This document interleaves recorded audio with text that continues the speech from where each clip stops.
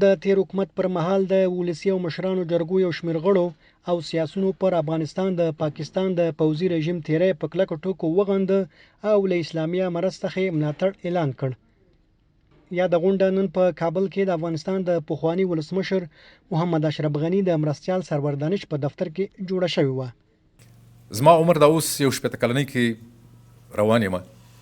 که چېرته اړتیا پیدا سوه تاسو په دې باندې متیقن اوسئ چې لکه څنګه چې عظیمي صاحب مجلس کې یادونه وکړله چې په 15 کلنۍ کې هم دې ته حاضر یم چې سلا اوږې ته کړم او د خپل وطن نه باید دفاع وکړم. د افغانستانو د علماو شورا غونډه وکړله او په دې غونډه کې خپل دریځ د اسلام د مبین دین د احکامو محمدي غرا شریعت سره مطابق اعلان کړی دی او دا موضوع دومره چاڼ شوې ده، تر دومره فلټرونو وتلې ده چې اصلا پاکستان په هغه کې درست معلومات نه لري. موږ دغه نن چې راټول سولو سره د خپل وطني دین او حق د ادا کولو لپاره راغونډ سو چې خپل مسؤلیت، تاریخي مسؤلیت رفع کړو او له همدغه تریبیون نه پاکستان ته دا توصیه وکړو چې د غومبسو په ځالو باندې، د مچیو په ځالو باندې لاس مه وهئ او په هره سوړه لاس مه ونډئ. اونا باز یک دفعه که اگه شروع کرد افغان هستن، جنگ ابراید میکنه. علاوه از اینکه امارت جنگ میکنه یا نمیکنه، باز کسای دیگه هم هستن در پالوی امارت که جنگ برات نشان بدن. جنگ یعنی چی؟ خب خواهش ما میست که در جایتان بشینه، مردم بیگناه را در کنر، جلال آباد، در کجا بمبارد میکنه، هیچ نمیفهمی که امی از کجا آمده، چی میشه؟ تا دیروز تو چی میگفتی و امروز چی میکنی؟ دیروز در افغانستان تو تجاوز کردی، امی غم رویاندی. حالا باز گفته قرادوال صاحب از زمان ظاهرشاه تا امروز ما را میخورانی. ها؟ حالا بعد از این پایت قایم کو که ما مردم در قبال جنگ میکنیم کدید. کل مردم افغانستان جنگ میکنه. زن مردم افغانستان جهاد به خود قبول میکنه اگر توی ظلم سری مردم بقبولانی و روا بداری. ما انشاءالله این کار حتما کدنیست میکنیم به توکل خود. د یاد غونډې ګډونوالو ټینګار وکړ چې دا د هر افغان مسؤلیت دی چې له خپلې خاورې دفاع وکړي. پاکستان ګوري په دې باندې عزیزانو تاسو وپوهیږئ، پاکستان د افغانستان له یو حکومت سره مخالفت نه لري چې دا حکومت ظاهرشاه و، دا د سردار داود خان و، دا د منجیب و، دا د کرزي و، دا د اشرف غني و او یا دا اوس امارت ته. دا له یو سره دا له افغانانو سره دښمني لري.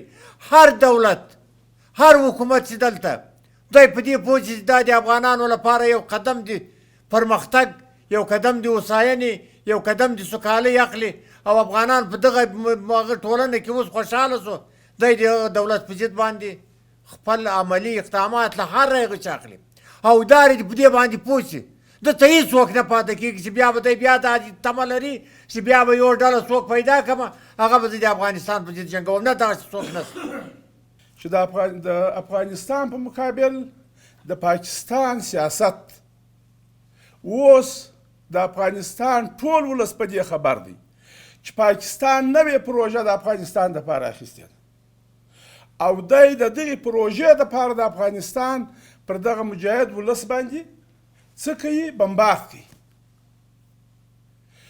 دا زموږ هغه ایماني و وجداني وظیفه ده. دا که موږ سپین ږیري یو که ځوانان یو، موږ باید د دغې پروژې مخه ونیسو، په هر رقم چې نیولی سو. موږ جهاد ته آمده یو، د خدای پر نامه ورته آمده یو.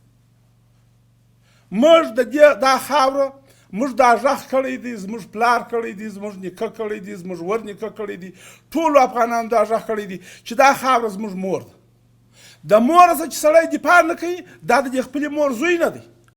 همدارنګه د غونډې ګډونوالو له هیواده بهر له ټولو سیاسونو، سوداګرو او نورو افغانانو وغوښتل چې هیواد ته راستانه یو موټی دې شي او د افغانستان د پرمختګ لپاره دې کار وکړي.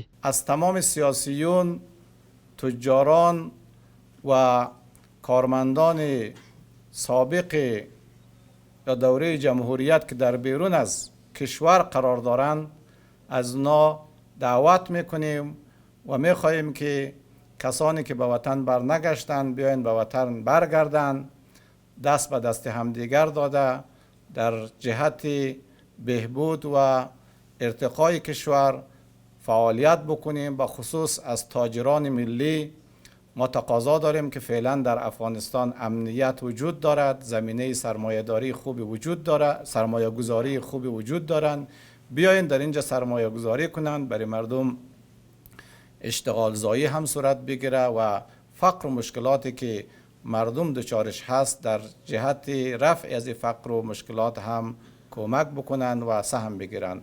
د افغانستان د علماء شورا پریکړه موږ په کلکه حمایه کوو، حمایت یې کوو او افغانستان ولس دا په کلکه باندې دې ته ملا تړلې ده چې تا په مقابل کې ودرېږي او تا ته دا درس ته روښیي چې ته څنګه شماده په افغانستان کې دلته تطبیقې او دلته مداخلې کوې، لکه څنګه چې نورو مشرانو دلته دا اشاره درلودله.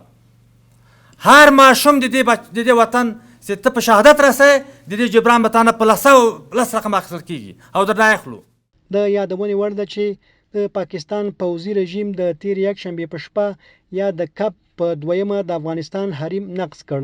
په ننګرهار او پکتیکا کې پر ملکی سیمو بریدونه وکړل او دغه بریدونه لا هم دوام لري. افغان ځواکونو هم د کب له 8مې راهیسې د پاکستان پر پوځي تاسیساتو بریدونه پیل کړي دي.